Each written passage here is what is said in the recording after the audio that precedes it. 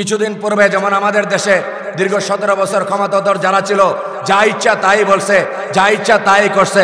কথা বলেন ঠিক কিনা? চাপার জোরে আমাদের উস্তাদ সারা বাংলাদেশের আলেমে দিন নয়, সারা এশিয়া মহাদেশে যিনাকে হাদিস বিশারদ হিসাবে চিনে, আল্লামা শায়েখ সাজিদুর রহমানের বিরুদ্ধে কুৎসা রটনা করেছে, আল্লামা মুবারকুল্লাহ দামাত বারাকাতুহুমের বিরুদ্ধে কুৎসা রটনা করেছে। আজকে জেলখানায় আছে, কোথায় আছে তার দলের লোকেরা? নাম নিশানাও নাই। কথা বলেন ঠিক কিনা? করতে পারবা করো, একদিন রব্বুল আলামিন ছাড় দেন, ছেড়ে দেন না। কথা বলেন ঠিক কিনা? করেছিল অনেক কিছুই, কিন্তু এখন কোথায়? কিছুই করতে পারবা না। মুবারকুল্লাহ দামাত বারাকাতুহুমের সম্মান যেমন ছিল তেমন আছে, আরো বাড়ছে, বাড়তেই থাকবে। কথা বলেন ঠিক কিনা? শায়েখ সাজিদুর রহমানকে বহুত কিছু করার চেষ্টা করেছো, কিছুই করতে পারো নাই, পারবাও না। সম্মান দিয়েছে কে বলেন তো? শায়েখ সাজিদুর রহমান দামাত বারাকাতুহুম নতুন করে তাহফুজে খতমান ওয়াজ বাংলাদেশের আমির হয়েছে গত পরশুদিন। আলহামদুলিল্লাহ। কোন তুমি চাও ব্রাহ্মণবাড়িয়াতে আমাদের উস্তাদদেরকে উল্টাপাল্টা করতে? মুক্তাদির এবং তোমার দলের লোকদেরকে আমরা বলছি পরিষ্কার দ্ব্যর্থহীন ভাষায়, আমি একটা ছোট্ট মানুষ মাওলানা গাজী ইয়াকুব উসমানীর ছোট ভাই হিসাবে বলে যাই, উসমানী সাহেব বিস্তারিত বলবে। শোনো, তোমরা যারা সাপোর্ট প্রমুখ দিতা, তোমাদের সাথে একদল হ্যাঁ এই মুক্তাদিরের সাথে একদল বন্ড আলেম ছিল, তার অন্যতম হলো দূষর হলো গিয়াসউদ্দিন আত-তাহিরি। কথা বলেন ঠিক কিনা? তারা তোমাকে সাপোর্ট দিছে, প্রমোট দিছে। হক্কানি আলেম কেউ তোমার কাছে যায় নাই, যাবও না। কারণ আমাদের উলামায়ে দেওবন্দ কখনো পথভ্রষ্টদের সাথে থাকে না, কখনো ফাসিক ফুজ্জারদের সাথে হাত মিলায় না। উলামায়ে দেওবন্দ হকের জন্য জীবন বিলীন করে দেয়। মাদ্রাসা প্রতিষ্ঠা করার জন্য টাকা পায়া হইল, মুহতামিম তার দায়িত্ব থাকে। টাকা না পাইলেও নরসিংসার মাদ্রাসার মুহতামিমগিরি ছাড়ে না। কারণ আমাদের বড় হুজুর, আমাদের মুফতি সাহেব হুজুর, আমাদের রহমতুল্লাহ হুজুর টাকার সাথে আলেমের সম্পর্ক শিখায় যায় নাই, শিখায় গেছে মানুষকে ভালোবাসার সম্পর্ক। কথা বলেন ঠিক কিনা?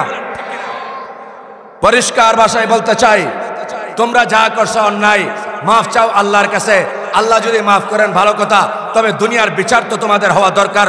বিচার আমরা দাবি করতেছি এই বন্ড তাহিরি সহ তারা যারা মুক্তাদেরকে সাপোর্ট প্রমোট দিত, তাদেরকে ফাঁসির কাস্টে ঝুলাইতে হবে।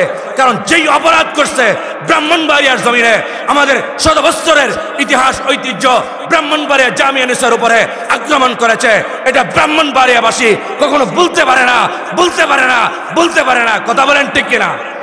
আলহামদুলিল্লাহ নাহমাদুহু ওয়া নাস্তাঈনুহু ওয়া নাস্তাগফিরুহ ونعوذ بالله من شرور أنفسنا ومن سيئات أعمالنا من يهد الله فلا مضل له ومن يضلله فلا هادي له ونشهد أن لا إله إلا الله وحده لا شريك له ونشهد أن سيدنا وسندنا وحبيبنا ومولانا محمدا عبده ورسوله صلى الله تعالى عليه وعلى آله وأصحابه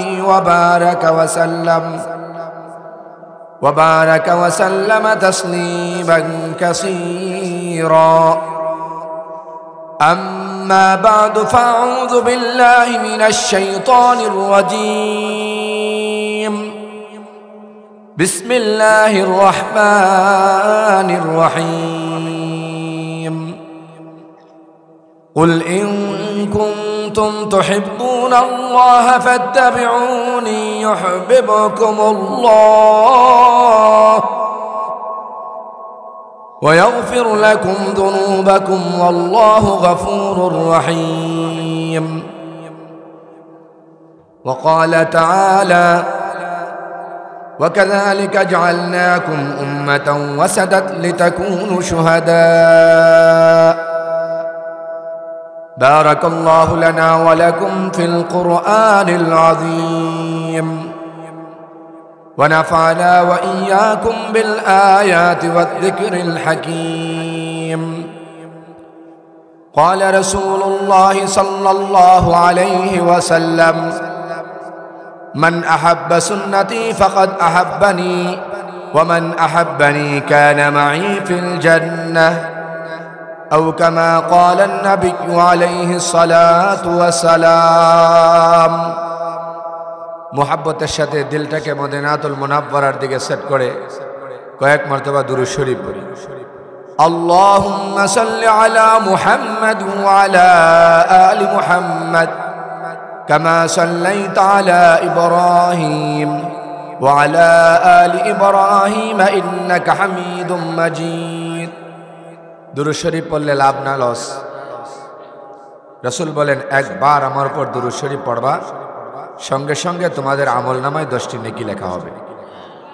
শুধু তাই নয়, তোমাদের 10টি গুনাহ মাফ করে দেওয়া হবে। শুধু তাই যথেষ্ট নয়, তোমাদের 10টা দারাজাতকে বুলন্দ করে দেওয়া হবে। এজন্য উচ্চ কণ্ঠে জুড়ে সুরে আরেকবার আমরা দুরূদ শরীফ পড়তে চাই। রাজি আছেন? আল্লাহুম্মা সাল্লি আলা মুহাম্মাদ ওয়া আলা আলি মুহাম্মাদ কামা সাল্লাইতা আলা ইব্রাহিম ওয়া আলা আলি ইব্রাহিম ইন্নাকা হামিদুম মাজিদ। আল্লাহুম্মা বারিক আলা মুহাম্মাদ ওয়া আলা আলি মুহাম্মাদ কামা বারাকতা আলা ইব্রাহিম ওয়া আলা আলি ইব্রাহিম ইন্নাকা হামিদুম মাজিদ। সুবহানাকা লা ইলমা লানা ইল্লা মা আল্লামতানা ইন্নাকা আনতাল আলিমুল হাকীম। নরসিংদীর দারুল উলুম ইসলামিয়া মাদ্রাসার 3 দিন ব্যাপী তাফসীরুল কোরআন মাহফিলের শ্রদ্ধাভাজন সভাপতি,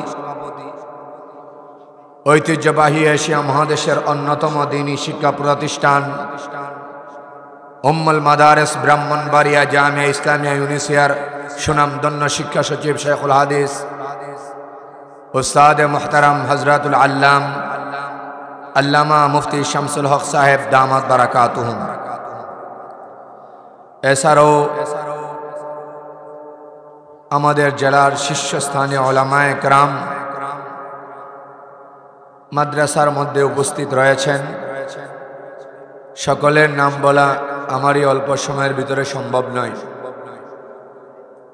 এক কথায় আমি বলতে চাই, এই নরসিংদীর এলাকা হলো উলামায়ে কেরামের এলাকা। কথা বলেন। ব্রাহ্মণবাড়িয়া বাদুগড় থেকে শুরু হয়েছে সরাইল নাসিরনগর পর্যন্ত। আমি এই এলাকাকে বিশেষ করে উলামাদের এলাকা বলি। কথা বলেন। এখনো আপনাদের এই এলাকায় একজন আলেম আলহামদুলিল্লাহ ইশারে সালাত পড়িয়েছেন।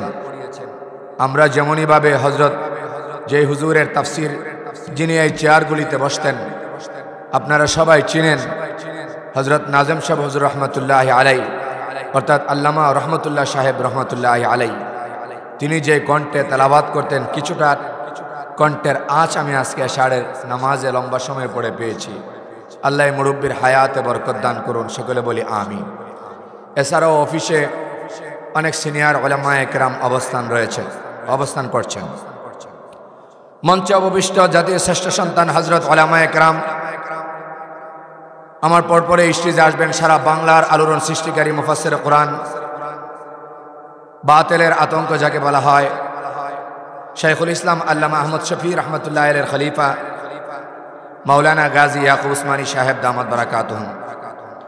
আরও কথা বলবেন আজকে আল্লামা জুনাইদ আল হাবিব সাহেব হুজুর দামাত বারাকাতুহুম সহ জাতির শ্রেষ্ঠ সন্তান হযরত উলামায়ে কেরাম।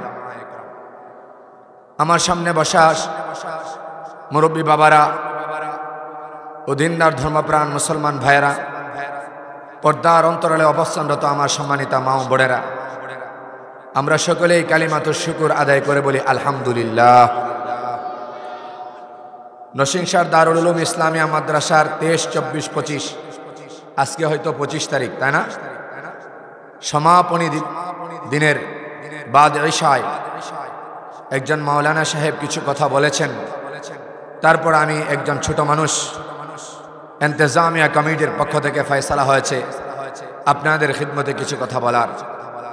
এজন্য অনেক দূর থেকে এসেছি বিদায় কিছু সময় আপনাদের খিদমতে কোরআন এবং সুন্নাহ অনুযায়ী আকাবের আসলাফদের কিছু ইতিহাস নিয়ে আপনাদের সামনে কিছু কথা বলার ইচ্ছা পোষণ করছি। ওমা তৌফিক ইল্লা বিল্লাহ।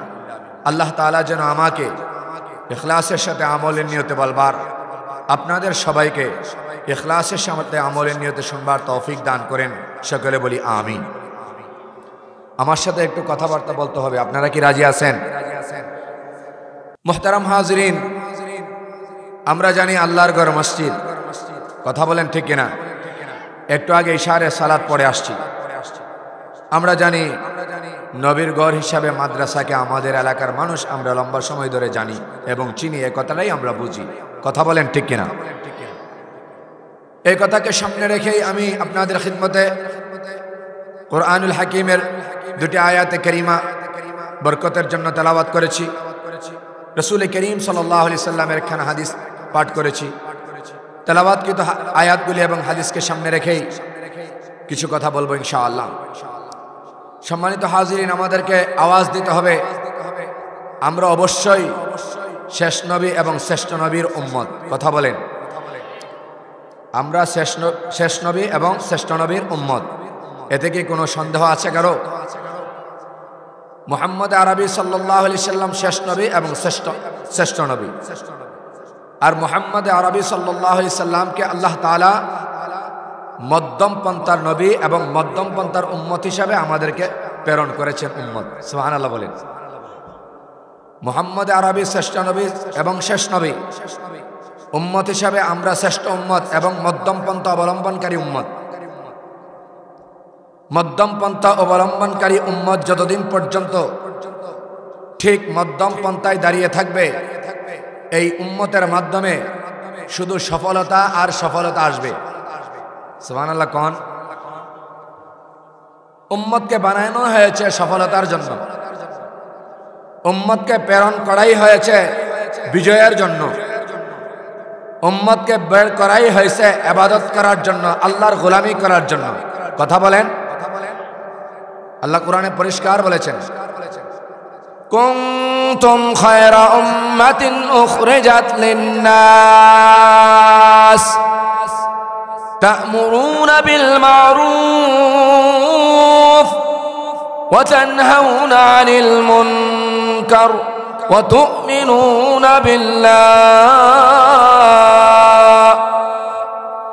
আল্লাহ বলেন, নিশ্চয় আমি আল্লাহ তোমাদেরকে সৃষ্টি করেছি উখরিজাত লিন-নাস, এজন্য তোমাদেরকে প্রেরণ করেছি কল্যাণের জন্য। অর্থাৎ তোমরা সৎ কাজ করবে, অসৎ কাজ থেকে বেঁচে থাকবে। নিজেরা সৎ কাজ করার সাথে সাথে অন্য মানুষদের সৎ কাজের দাওয়াত দিবে, নিজেরা অসৎ কাজ থেকে বেঁচে থাকার সাথে সাথে অন্য মানুষদেরকে অসৎ কাজ থেকে বাধা প্রদান করবে। যদি এই কাজগুলি করতে পারো, আয়াতের শেষাংশে আল্লাহ বলেন তুমিনুনা বিল্লাহ, আশা করা যায় তোমরা ঈমানদার হতে পারবে। আশা করা যায় তোমরা ঈমানদার। শর্ত হলো নেক কাজ করা। বলেন কি কাজ করা? আরো জোরে বলেন কি কাজ করা? খারাপ কাজ ছেড়ে দেওয়া, ভালো কাজ করা, খারাপ কাজ ছেড়ে দেওয়া। কল্যাণের যত কাজ আছে রাসূল বলেছেন, আল্লাহ সুবহানাহু ওয়া তাআলা কোরআনে হাকিমে বলেছেন, এ সকল কাজ করা। আল্লাহর কোরআনে যা নিষেধ করেছেন, মুহাম্মদ সাল্লাল্লাহু আলাইহি সাল্লাম যা নিষেধ করেছেন, এই জাতীয় কাজ থেকে বেঁচে থাকা, এটা হলো আল্লাহর ফরমান। বলেন কার ফরমান? কিন্তু আমরা সবাই আল্লাহর এই ফরমান মানতে পারি না।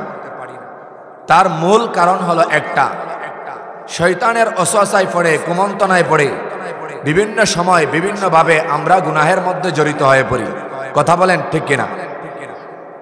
এই গুনাহ থেকে বাঁচার জন্য আল্লাহ সুবহানাহু ওয়া তাআলা বলেছেন, তোমরা যদি শ্রেষ্ঠ নবীর শ্রেষ্ঠ উম্মত হয়ে থাকো, তো তোমাদের দায়িত্ব আর কর্তব্য হলো মুহাম্মদ আরবি সাল্লাল্লাহু আলাইহি সাল্লামকে ভালোবাসা, মুহাম্মদের তরিকা অনুযায়ী জীবন পরিচালনা করা।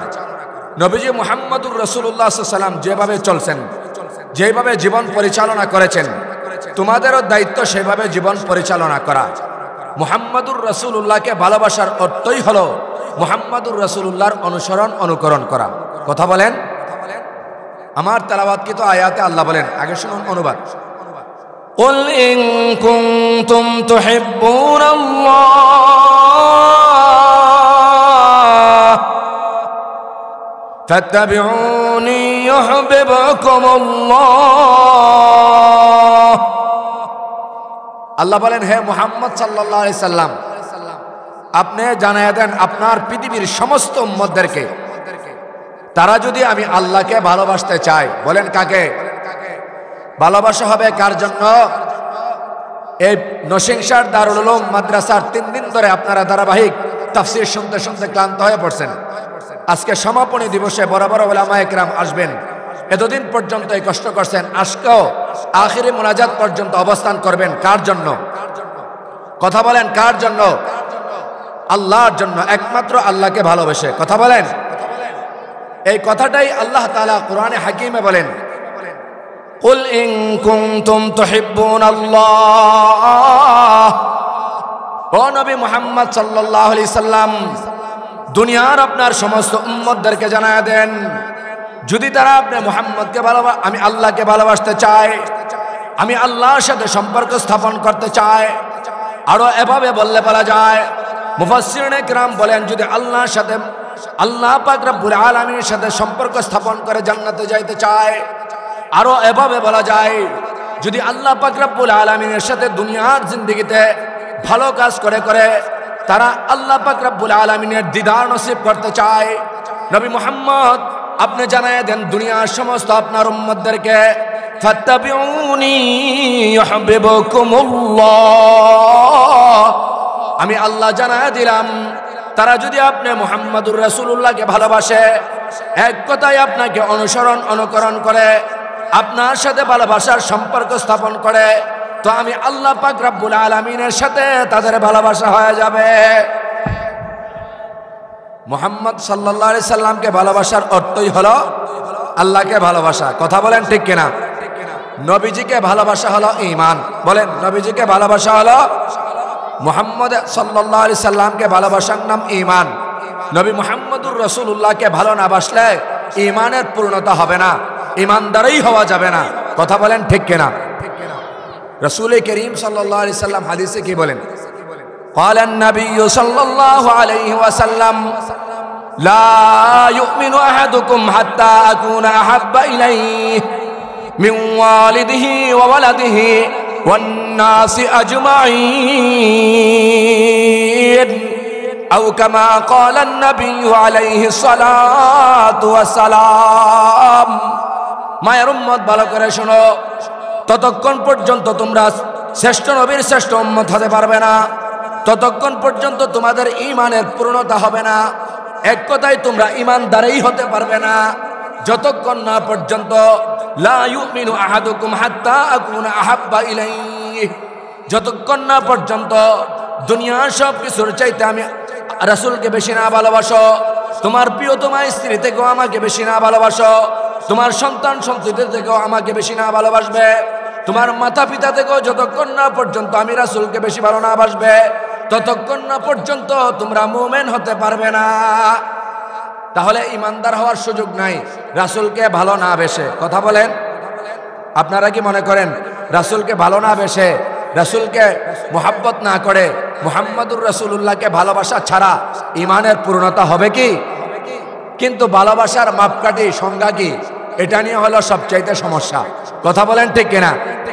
একদল আছে ভালোবাসার সংজ্ঞা দেয়, বানানো নাটকীয় সংজ্ঞা। নাটক যেমনইভাবে নাট্যকারদের মাধ্যমে পরিচালিত হয়, অভিনয় জগতের মানুষদের মাধ্যমে পরিচালিত হয়, ঠিক তেমনিভাবে আমাদের দেশে এই জাতীয় কিছু উলামায়ে কেরাম আছে, তাদেরকে তারা আলেম দাবি করে, আমরাও তাদেরকে আলেম বলি, তবে তারা উলামায়ে সু শিরারিল উলামা, অর্থাৎ ওই সমস্ত আলেম, বদকার আলেম, তারা আইসাই মাঠে ময়দানে বসে, মানুষের সামনে বসে অন্য আলেমদেরকে কাফের হিসাবে গালি দেয়। কথা বলেন, আছে না নাই? তারা কথায় কথায় হক্কানি উলামায়ে কেরামদেরকে গালিগালাজ করে। আপনাদের এই এলাকায় না থাকলেও সরাইল, নাসিমনগর, কসবা, আখাউড়া আমাদের এলাকায় আছে না নাই?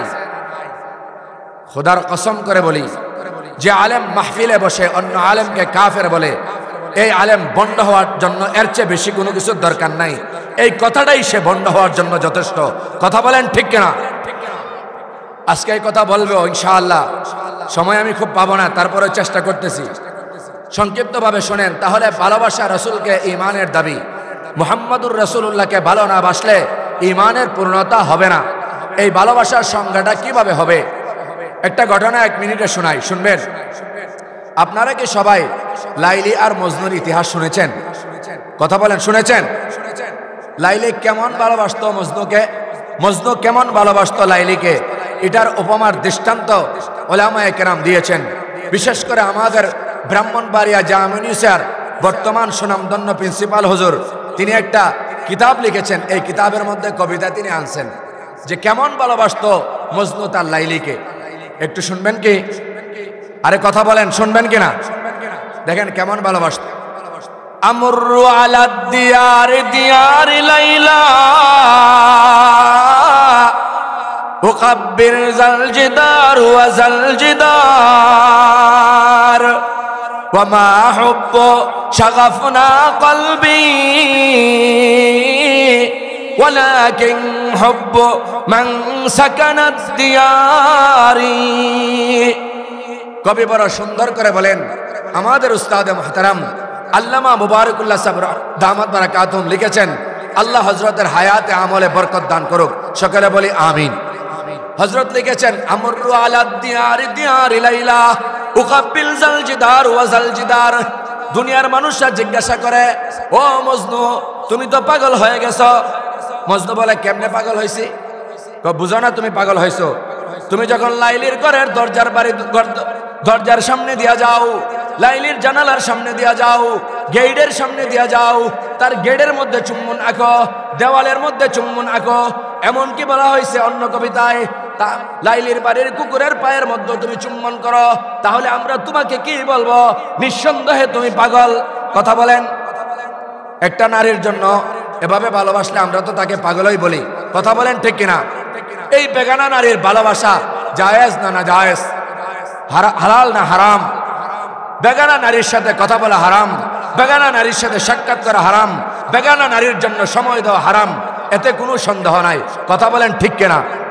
যদিও আমাদের যুবক তরুণ সমাজের আজকের অনেকেই টুইটার ফেসবুকের জামানায় এসে, ইউটিউবের জামানায় এসে ঘরে বসে অনায়াসে গুনাহ করে ফেলে, অন্যায় অপরাধ করে ফেলে। আল্লাহর ভয় ছুটে যাওয়ার কারণে অনেক সময় তারা এই জাতীয় অপরাধ করে। মেয়েদের সাথে বিভিন্ন ঘটনা আজকে আমরা পত্রপত্রিকায় দেখতে পাই। এই অবৈধ ভালোবাসার জন্য ছেলেও দুনিয়ার থেকে জীবন দেয়, মেয়েও জীবন দেয়। এমন ঘটনা আপনারা শুনছেননি? শুনেন নাই? ছেলেও মারা গেছে, মেয়েও মারা গেছে ভালোবাসা। আসেনি এলাকায় ঘটনা? আছে, সারা দুনিয়ায় আছে। কেন? অবৈধ ভালোবাসার জন্য মারা গেছে। একটা মাত্র ভালো বেশি বাসছে, দুনিয়ার ভালোবাসা।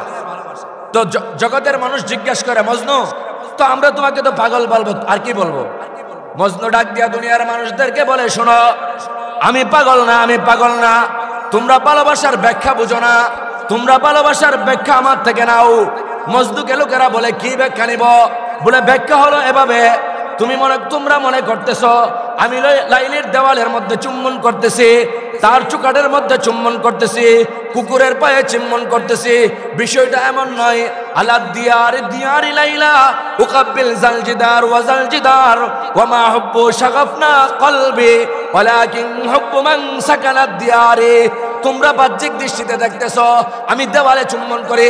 আরে না বুকার দলেরা, আমি দেওয়ালে চুম্বন করি না, আমি মূলত আমার লাইলিকেই চুম্বন করি।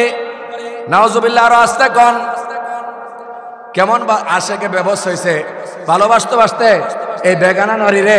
এখন সে বলে এমন ভাবে ভালোবাসে, এখন তার দেওয়ালে চুম্বন করে, মানুষ বলে সে পাগল। আসলেই তো সে পাগল। কথা বলেন ঠিক কিনা? এ কথাটা বোঝানোর উদ্দেশ্য হলো নবীজি মুহাম্মদুর রাসূলুল্লাহকে কেমন ভালোবাসতে হবে। আজকে দুনিয়ায় আমরা ভালোবাসার দাবি করি সবাই, কিন্তু 100% ভালোবাসা আমাদের মাঝে নাই। ভালোবাসি ভালোবাসি বলি, কিন্তু ভালোবাসার দৃষ্টান্ত যদি একটু ধরা হয়, ভালোবাসার উপমা যদি আমার শরীর বডির মাধ্যমে, আমার জবানের মাধ্যমে, আমার এই আমলের মাধ্যমে, আমার চলাফেরার মাধ্যমে একটু যাচাই বাছাই করা হয়, তাহলে অনেকেই আমরা ভালোবাসার মধ্যে ফেল মারব। কথা কন, ফেল মারবো না? দাবি আছে, দাবির সাথে দলিল নাই। ধরেন নরসিংসারে এই যে সামনে একটা পুকুর আছে, দাবি করলো আব্দুল আলী ভাই এই জমিনটা তার। কেন দাবি করছে? তার অর্থনৈতিক ভালো, লাঠিয়াল বাহিনী আছে, আবার তিনি ক্ষমতাধর ব্যক্তি। কিছুদিন পূর্বে যেমন আমাদের দেশে দীর্ঘ 17 বছর ক্ষমতাধর যারা ছিল যা ইচ্ছা তাই বলছে, যা ইচ্ছা তাই করছে। কথা বলেন ঠিক কিনা? চাপার জোরে আমাদের উস্তাদ সারা বাংলাদেশের আলেমে দিন নয়, সারা এশিয়া মহাদেশে যিনাকে হাদিস বিশারদ হিসাবে চিনে আল্লামা শায়েখ সাজিদুর রহমানের বিরুদ্ধে কুৎসা রটনা করেছে, আল্লামা মুবারকুল্লাহ দামাত বারাকাতুহুমের বিরুদ্ধে কুৎসা রটনা করেছে। আজকে জেলখানায় আছে, কোথায় আছে তার দলের লোকেরা? নাম নিশানাও নাই। কথা বলেন ঠিক কিনা? করতে পারবা করো, একদিন রব্বুল আলামিন ছাড় দেন, ছেড়ে দেন না। কথা বলেন ঠিক কিনা? করেছিল অনেক কিছুই, কিন্তু এখন কোথায়? কিছুই করতে পারবা না। মুবারকুল্লাহ দামাত বারাকাতুহুমের সম্মান যেমন ছিল তেমন আছে, আরো বাড়ছে, বাড়তেই থাকবে। কথা বলেন ঠিক কিনা? শায়েখ সাজিদুর রহমানকে বহুত কিছু করার চেষ্টা করেছো, কিছুই করতে পারো নাই, পারবাও না। সম্মান দিয়েছে কে বলেন তো? শায়েখ সাজিদুর রহমান দামাত বারাকাতুহুম নতুন করে তাহফুজে খতমান ওয়াজ বাংলাদেশের আমির হয়েছে গত পরশুদিন। আলহামদুলিল্লাহ। কোন তুমি চাও ব্রাহ্মণবাড়িয়াতে আমাদের উস্তাদদেরকে উল্টাপাল্টা করতে? মুক্তাদির এবং তোমার দলের লোকদেরকে আমরা বলছি পরিষ্কার দ্ব্যর্থহীন ভাষায়, আমি একটা ছোট্ট মানুষ মাওলানা গাজী ইয়াকুব উসমানীর ছোট ভাই হিসাবে বলে যাই, উসমানী সাহেব বিস্তারিত বলবে। শোনো, তোমরা যারা সাপোর্ট প্রমুখ দিতা, তোমাদের সাথে একদল হ্যাঁ এই মুক্তাদিরের সাথে একদল বন্ড আলেম ছিল, তার অন্যতম হলো দূষর হলো গিয়াসউদ্দিন আত-তাহিরি। কথা বলেন ঠিক কিনা? তারা তোমাকে সাপোর্ট দিছে, প্রমোট দিছে। হক্কানি আলেম কেউ তোমার কাছে যায় নাই, যাবও না। কারণ আমাদের উলামায়ে দেওবন্দ কখনো পথভ্রষ্টদের সাথে থাকে না, কখনো ফাসিক ফুজ্জারদের সাথে হাত মিলায় না। উলামায়ে দেওবন্দ হকের জন্য জীবন বিলীন করে দেয়। মাদ্রাসা প্রতিষ্ঠা করার জন্য টাকা পায়া হইল, মুহতামিম তার দায়িত্ব থাকে। টাকা না পাইলেও নরসিংসার মাদ্রাসার মুহতামিমগিরি ছাড়ে না। কারণ আমাদের বড় হুজুর, আমাদের মুফতি সাহেব হুজুর, আমাদের রহমতুল্লাহ হুজুর টাকার সাথে আলেমের সম্পর্ক শিখায় যায় নাই, শিখায় গেছে মানুষকে ভালোবাসার সম্পর্ক। কথা বলেন ঠিক কিনা? পরিষ্কার ভাষায় বলতে চাই, তোমরা যা করছো অন্যায়, মাফ চাও আল্লাহর কাছে। আল্লাহ যদি মাফ করেন ভালো কথা, তবে দুনিয়ার বিচার তো তোমাদের হওয়া দরকার। বিচার আমরা দাবি করতেছি এই বন্ড তাহিরি সহ তারা যারা মুক্তাদেরকে সাপোর্ট প্রমোট দিত, তাদেরকে ফাঁসির কাস্টে ঝুলাইতে হবে। কারণ যেই অপরাধ করছে ব্রাহ্মণবাড়িয়ার জমিনে, আমাদের শত বৎসরের ইতিহাস ঐতিহ্য ব্রাহ্মণবাড়িয়া জামিয়া নিসার উপরে আক্রমণ করেছে, এটা ব্রাহ্মণবাড়িয়াবাসী কখনো বলতে পারে না, বলতে পারে না, বলতে পারে না। কথা বলেন ঠিক কিনা? বলবেন রাজনীতি করতেছেন হুজুর, রাজনীতির ওয়াজ করি না। প্রসঙ্গগত আসছে এজন্য বললাম, এ জাতীয় বন্ড আলেম, এ জাতীয় বন্ড ব্যক্তি ফাসিক ফুজ্জারদেরকে মানার কোনো সুযোগ নাই। কথা বলেন ঠিক কিনা? মানলে মানতে হবে শায়েখ সাজিদুর রহমানকে। আমরা যেমনই ভাবে বড় হুজুরকে মেনে আসছিলাম, মুফতি সাহেব হুজুরকে মানে আসছিলাম, নাজম সাহেব হুজুরকে মানে আসছিলাম, এখনো সারা বাংলাদেশের সবচেয়ে বড়রা ব্রাহ্মণবাড়িয়াবাসীকে অনুসরণ করে। গাজীপুর থাকি সম্মানের সাথে বলে আপনাদের জেলায় এখনো বিজ্ঞ আলেমরা উপস্থিত আছে, এখনো আপনাদের ব্রাহ্মণবাড়িয়ার দখলেই সারা বাংলাদেশ। আলহামদুলিল্লাহ। কোন মিয়া বুঝেন না তো? বড়রা চলে গেলে বুঝবেন, এখন বুঝবেন না। আমরা দোয়া করি আল্লাহ আমাদের উস্তাদদের হায়াতে আমলে বারাকা দান করুক, সকলে বলি আমিন। তাহলে ভালোবাসতে হবে কাকে? রাসূলকে। বলেন কাকে? ভালোবাসার সংজ্ঞা কেমন নিতে হবে? রাসূল বলেন এমন ভাবে ভালোবাসবা যে ভালোবাসাটা তোমার সবকিছুর চাইতে, তোমার সন্তান, তোমার ছেলে মেয়ে, তোমার মা বাবা, তোমার আত্মীয় স্বজন, তোমার দুনিয়ার আসবাব, সকল কিছুর চাইতেও বেশি ভালোবাসতে হবে রাসূলকে। রাজি আছি তো ইনশাআল্লাহ? কিভাবে ভালোবাসবো সংজ্ঞা বলি একটা। আল্লাহ রাসূলের প্রিয় সাহাবী হযরত ওমর ফারুক রাদিয়াল্লাহু তাআলা আনহুর ঘটনা আপনারা সবাই জানেন। নবীজি সাল্লাল্লাহু আলাইহি সাল্লাম ওমর ফারুককে জিজ্ঞাসা করলেন, ওমর ফারুক বলো তো তুমি আমাকে কেমন ভালোবাসো, কতটুকু ভালোবাসো? ওমর বললেন, ইয়া রাসূলুল্লাহ, এতদিন পরে বুঝি আপনি আমার থেকে পরীক্ষা নিতে চান, জানতে চান। আপনাকে ভালোবেসে, আপনাকে মহব্বত করে দুনিয়ার সব কিছু ছেড়ে দিয়েছি। ও রাসূল, যদি বলেন আপনার জন্য স্ত্রীকে বিদায় দিতে তাও পারবো, আপনি যদি বলেন সন্তান সন্ততি তরক করতে তাও পারবো, আপনি যা বলবেন আপনার জন্য সব কিছু করতে ছাড়তে আমি উমর রাজি আছি। আমি দুনিয়ার সব কিছুর চাইতে আপনাকে বেশি ভালোবাসি। আল্লাহ রাসূল বলেন, আল্লাযী নাফসি বিয়াদিহি, ইয়া উমর, হে উমর শোনো, আল্লাহর শপথ করে বলছি, আল্লাহর শপথ করে বলছি, এখনো পর্যন্ত তোমার ভালোবাসা 100% আমার উপর হয় নাই। উমর বলেন, ইয়া রাসূলুল্লাহ, তাহলে কিভাবে আমার ভালোবাসা আপনার উপর 100% হবে? এবার নবীজি বলেন, উমর ভালো করে শোনো, যতক্ষণ না পর্যন্ত তোমার এই বডি থেকেও বেশি আমাকে ভালোবাসবা। বলেন তো, আমাদের বডিতে কষ্ট পাইলে, ব্যথা পাইলে, অথবা আমরা কেটে গেলে রক্ত কার আসে? আমাদের আসে। কথা বলেন ঠিক কিনা? নবী বুঝাইতে চাইতেছেন এভাবে, উমর শুনো, তোমার বডিতে তুমি ব্যথা পাইলে যেমনই ভাবে তুমি ব্যথা পাও, ঠিক তেমনি ভাবে আমি রাসূল যদি ব্যথা পাই, আমাকে যদি কেউ ক্ষতি করার ষড়যন্ত্র করে, আমাকে যদি কেউ কষ্ট দেয়, তার চেয়ে বেশি ব্যথা তুমি বেশি পাইতে হবে। তোমার অন্তরে জ্বালা থাকতে হবে। যদি জ্বালাতন থাকে, আমাকে কেউ কিছু করলে তার সাথে তোমার সম্পর্ক ভালো থাকবে না, খারাপ থাকবে। রাসূলের সাথে যার সম্পর্ক খারাপ, উম্মত হিসাবে তার সাথে সম্পর্ক কখনো ভালো থাকতে পারে না। কথা বলেন ঠিক কিনা? ওমর বলেন, ইয়া রাসূলুল্লাহ, বুঝতে পেরেছি। তাহলে শুনেন, আল্লাহর শপথ করে আমিও বলি, এখন থেকে দুনিয়ার সব কিছু তো দূরের কথা, আমার এই বডি থেকেও আপনাকে বেশি ভালোবাসি। হ্যাঁ, উম্মত যদি ভালোবাসা এভাবে বাসতো, তাহলে আজকে উম্মতের অসুবিধা হতো না। কথা বলেন ঠিক কিনা? দেখেন তো, উম্মত যদি ভালোবাসার ঠিক স্থানে দাঁড়িয়ে থাকতো, তাহলে উম্মতের কখন আজকে দুরবস্থা হতো না। আমরা ঠিক জায়গায় দাঁড়িয়ে নাই। রাসূলুল্লাহর বিখ্যাত সাহাবী হযরত উকবা ইবনে নাফি রাদিয়াল্লাহু তাআলা আনহু, বলেন সাহাবীর নাম কি? হযরত উকবা ইবনে নাফি রাদিয়াল্লাহু তাআলা আনহু। তিউনিসিয়া বর্তমান পৃথিবীতে একটা রাষ্ট্র আছে, জানেন তো? রাষ্ট্রের নাম কি? তিউনিসিয়া। হযরত ওমর ফারুক রাদিয়াল্লাহু তাআলা আনহু দ্বিতীয় খলিফাতুল মুসলিমিন হলেন। বিখ্যাত সাহাবী হযরত উকবা ইবনে নাফিকে বললেন, উকবা, ওই যে তিউনিসিয়া এলাকায় আছে, তোমরা কয়েকজন সাথী যাও, ওই এলাকার মধ্যে বিশাল বড় জঙ্গল আছে, ওই জঙ্গলটা যাইয়া পরিষ্কার করবা, কেননা দিন দিন মুসলমানদের সংখ্যা বৃদ্ধি হচ্ছে, ওখানে মুসলমানরা বসবাস করবে। সুবহানাল্লাহর আস্তে কোন? খলিফাতুল মুসলিমিনের আদেশ। উকবা ইবনে নাফি সহ 20 জনের জামাত। কয়জনের জামাত? কথা বলেন, কয়জনের জামাত? 20 জন মানুষ মাত্র তিউনিসিয়ায় গেলেন। বর্তমান পৃথিবীর তিউনিসিয়ার কথাই বলছি, ভালো করে শুনেন। নবীর দ্বিতীয় খলিফাতুল মুসলিমিন, নবীর দ্বিতীয় জান্নাতের সার্টিফিকেট প্রাপ্ত সাহাবী হযরত উমরের জামানার ঘটনা। উকবা ইবনে নাফি বলেন, আমি আমার সঙ্গীরা 20 জন সাথী নিয়ে আমি গেলাম তিউনিসিয়ায়। কোথায়? কথা বলেন, কোথায়? তিউনিসিয়ায় গেলাম। এত বনাঞ্চল, এত বাঘ ভাল্লুকের অবস্থান, সেখানে কোনোভাবে প্রবেশ করতে পারি না। কষ্ট করে আস্তে আস্তে করে উঁচু একটা পাহাড়ে উঠে গেলাম। কোথায় উঠলাম বলেন না? আরে কথা বলেন, কোথায়? উঁচু পাহাড়ে উঠলাম।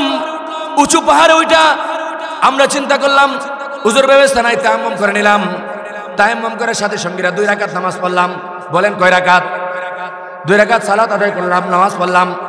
2 রাকাত নামাজ পড়ার পরে আমরা দোয়া করলাম আল্লাহ তাআলার কাছে। কার কাছে?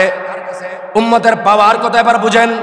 উম্মতের যদি উম্মত ঠিক জায়গায় দাঁড়িয়ে থাকতো, সাহাবায়ে কেরামের আদর্শে আদর্শিত হতো, উম্মত যদি সাহসী হইতো, উম্মত যদি বেঈমানদেরকে ভয় না পাইতো, তাহলে এখনো পর্যন্ত কেন, কিয়ামত পর্যন্ত পৃথিবীর যত সৃষ্টি রাজা আছে সব কিছু উম্মতের জন্য তাবে করে দেওয়া হয়েছে। সব কিছু উম্মতের কথা শুনতে বাধ্য। কথা বলেন ঠিক কিনা? উকবা ইবনে নাফি বলেন, দোয়া মুনাজাত করলাম। কি দোয়া করলাম? আল্লাহ, আপনার বান্দা খলিফাতুল মুসলিমিন উমর আমাদেরকে পাঠাইছে তিউনিসিয়ায় এই এলাকাটাকে আবাদ করার জন্য, কিন্তু এই এলাকার মধ্যে বাঘ ভাল্লুক বিচ্ছু সাপ হিংস্র হাইওয়ানা থাকে। এখানে আমরা এলাকা আবাদ করতে পারবো না, আমাদের জন্য অনেক কঠিন হয়ে যাবে। আমরা মুহাম্মদ সাল্লাল্লাহু আলাইহি সাল্লামের সাহাবী, নবীর হাত আমাদের মাথায় লাগছে, আমাদের চোখে লাগছে, কপালে লাগছে, বুকে লাগছে। ওই নবীর উম্মত আমরা আপনার কাছে সাহায্য চাইতেছি। 2 রাকাত নামাজ পড়ে আপনাকে বলতেছি, আল্লাহ, এই বাঘ ভাল্লুক বিচ্ছু তো আপনার কথা শুনে, আপনার কথা অনুযায়ী তারা যেখানে বিচরণ করে, আপনি বলে দেন তাদেরকে তারা যেন এলাকা ছেড়ে দেয়। দোয়া কমপ্লিট হলো। উকবা ইবনে নাফি বলেন, দোয়া কমপ্লিট করে আমরা তাকাইতেছি আর নিচে নামতেছি, দেখতেছি সাপের দলে দলে, বিচ্ছুর দলে দলে, হাইওয়ানার দলে দলে, এক এক দল প্রাণীর দলে দলে সারিবদ্ধভাবে জঙ্গলা ছেড়ে দিয়ে মুক্ত করে দিয়েছে। কেন? কারণ একটা উম্মত ঠিক জায়গায় দাঁড়িয়েছিল, মধ্যম পন্থায় দাঁড়িয়েছিল। হুয়া জিতাবাকুম, তোমাদেরকে প্রেরণ করা হয়েছে বাছাই করে। ইন্নাল্লাহা তাখায়্যারাল কাবাইলা, রাসূল নিজে বলেন, আমাকে বাছাই করে আল্লাহ তাআলা পরহ করে দুনিয়াতে পাঠাইছেন, আর আমার উম্মতদেরকে, সকল উম্মতদেরকে থেকে বাছাই করে করে প্রেরণ করেছেন। সুবহানাল্লাহ। কোন কেমনে বাছাই করে? 1 মিনিট বলি শুনে। আচ্ছা, আম্রপালি আমাদের দেশে কিছুদিন পরে আসবে না? আর আম্রপালি কিনে খান না? এটার কয়েকটা প্রকার থাকে। একটার দাম 80 টাকা, একটার দাম 120 টাকা, একটার দাম 150 টাকা, থাকে না? বাছাই করে যার যেটা ভালো এটাকে গ্রহণ করে। কথা বলেন ঠিক কিনা? বাছাই করে যার যেটা ভালো লাগে এটা করে। মুহাম্মদ সাল্লাল্লাহু আলাইহি সাল্লামের উম্মতকে মধ্যমপন্থার উম্মত বানানো হয়েছে, বাছাই করে বানানো হয়েছে। উম্মত যদি মধ্যমপন্থায় দাঁড়িয়ে থাকে, উম্মতের আখলাক যদি সুন্দর হয়, তাহলে এই উম্মতের মাধ্যমে সব কিছু সম্ভব হবে। জানেন নি, এই পৃথিবীর একটা ঘটনা বলি আপনাদেরকে, নবীর সাহাবার যুগে একটা ঘটনা। ওই মহিলা সাহাবীর নাম হলো উম্মু সাইব রাদিয়াল্লাহু তাআলা আনহা। কি নাম বলেন? মুস্তাক করেন, উম্মু সাইব রাদিয়াল্লাহু তাআলা আনহা। এই উম্মু সাইব রাদিয়াল্লাহু তাআলা আনহা, তিনার একটা মাত্র ছেলে কাফেরদের আক্রমণে মারা গেছে। জানাজার জন্য মাইয়াত উপস্থিত করা হয়েছে, জানাজা পড়ে ফেলবে। উম্মু সাইবের কাছে সংবাদ গেছে। উম্মু সাইব রাদিয়াল্লাহু তাআলা আনহা আসছে, আয়েশা আল্লাহর কাছে দোয়া করছে। কি দোয়া করছে? আমানতু বিকা তাওয়ান ওয়া হাজারতু ইলাইকা রাগবাতান ফালা তুশমিত বিআল আদা। ও রব, তোমার কাছে বলছি, তোমাকে ভালোবেসে ইসলাম গ্রহণ করেছি, তাই আল্লাহ কাফেরদেরকে আমার উপর হাসার সুযোগ করে দিও না। দোয়া করতে দেরি, কবুল করতে দেরি নাই। তিনার এই মৃত সন্তান আল্লাহ পাক জীবিত করে দিয়েছে। পরবর্তীতে আসছে কিতাবের মধ্যে, উমরে ফারুকের জামানায় এই ছেলে ইন্তেকাল করছে স্বাভাবিকভাবে। সুবহানাল্লাহ কইতেন না? উম্মতের পাওয়ার কত, উম্মতের পাওয়ার ঠিক থাকবে এই কথাটা বলেই শেষ করে। উম্মতের পাওয়ার ততক্ষণ ঠিক থাকবে যতক্ষণ উম্মত তার আখলাক ঠিক রাখবে, যতক্ষণ শ্রেষ্ঠ নবীর শ্রেষ্ঠ উম্মতের দায়িত্ব পালন করবে। কথা বলেন ঠিক কিনা? দুই পদ্ধতির নাম হলো নবীকে ভালোবাসা। নবীকে ভালোবাসার অর্থ হলো দুইটা। বলেন কয়টা? এই দুইটা কথা বলেই 2-4 মিনিটে শেষ করবো। হযরত বয়ান করবেন, আমার দিকে তাকান। নবীকে ভালোবাসার অর্থ কয়টা? আরো জোরে বলেন, কয়টা? দুইটা। এক নাম্বার হলো, রাসূল বলেন আমাকে ভালোবাসার অর্থ হলো মান আহাব্বা সুন্নতি ফাকাদ আহাব্বানি ওয়া মান আহাব্বানি কানা মাই ফিল জান্নাহ আও কামা ক্বালা an-নবী আলাইহিস সালাতু ওয়াস সালাম। মায়ের উম্মত, ভালো করে জেনে রাখো, ভালো করে জেনে রাখো, আমাকে ভালোবাসার এক নম্বরের অর্থ হলো তোমরা যেখানেই থাকো, যে অবস্থায় থাকো, সকালবেলা থেকে নিয়ে সন্ধ্যা, সন্ধ্যা থেকে নিয়ে সকাল পর্যন্ত, তুমি সকালবেলার ঘুম হবে, ঘুম থেকে উঠার পদ্ধতি হতে হবে আমি রাসূলের পদ্ধতি। ঘুম থেকে উঠবা, আমি রাসূলের পদ্ধতি অনুযায়ী ঘুম থেকে উঠবা। জাগ্রত হওয়ার পরে উযু করবা, আমি রাসূলের পদ্ধতি অনুযায়ী উযু করবা।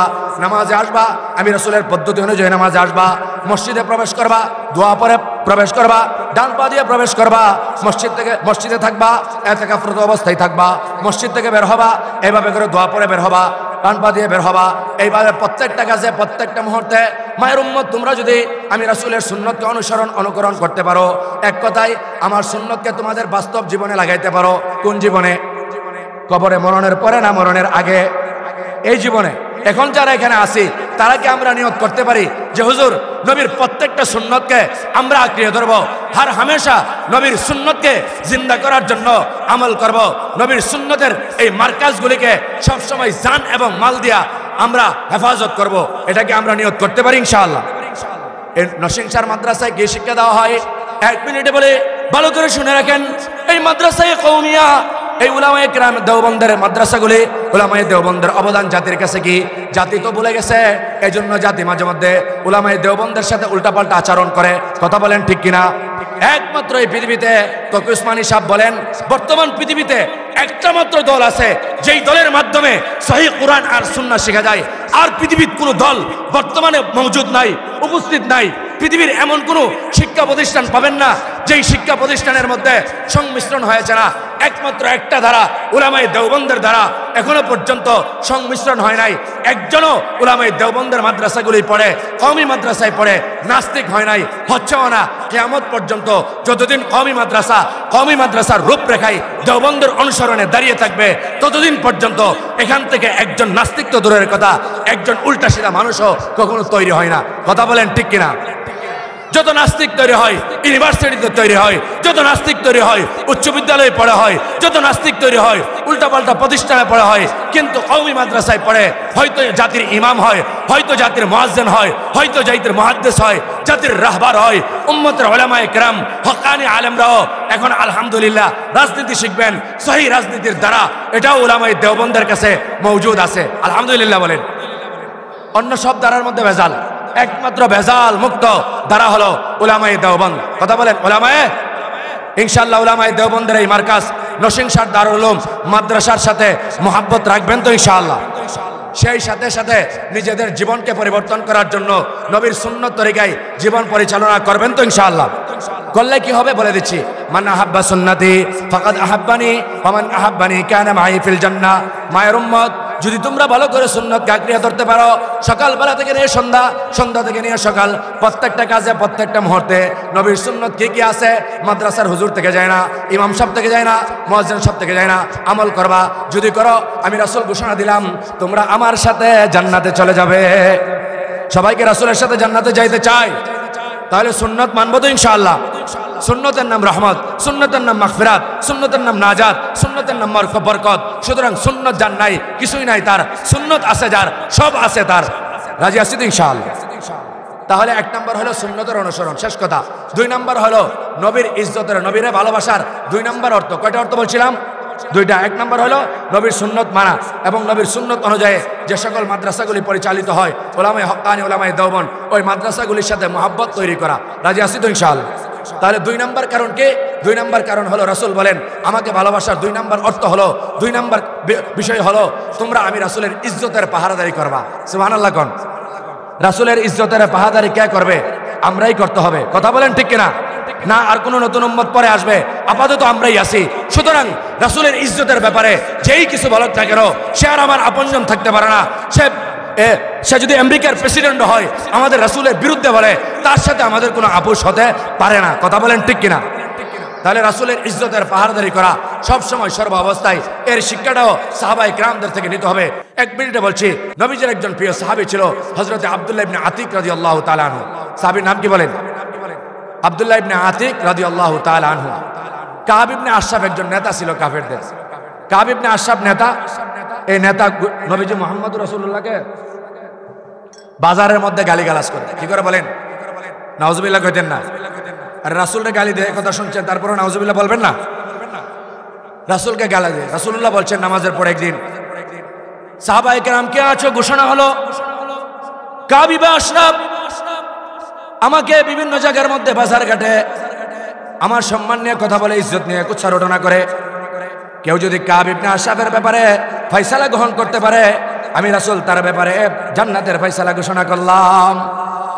সংক্ষিপ্ত বলছি, কাব ইবনে আশরাফের এই ব্যাপারে ঘোষণা হলো মসজিদে নববীতে। সাহাবায়ে কেরাম সবাই আপ্লুত, কঠিন ফিকিরে আছে কে কি করবে।